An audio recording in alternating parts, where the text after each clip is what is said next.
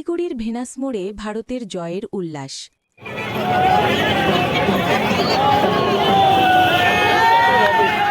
টি-20 বিশ্বকাপের সেমিফাইনালে দুর্দান্ত জয় ছিনিয়ে নিল ভারত। শক্তিশালী ইংল্যান্ডকে হারিয়ে ফাইনালের টিকিট নিশ্চিত করতেই দেশজুড়ে শুরু হয়েছে উৎসবের আবহ।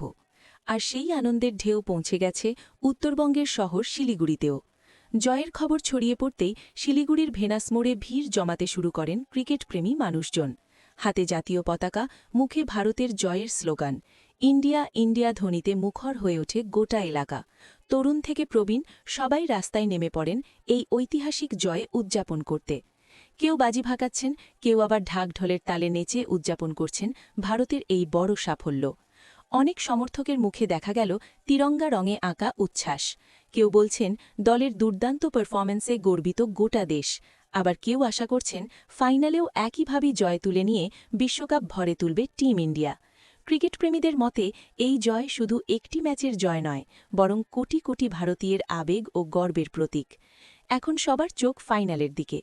সমর্থকদের একটাই আশা, ফাইনালেও জয়ের হাসি ফুটুক আর বিশ্বকাপ আবার ফিরুক ভারতের ঘরে।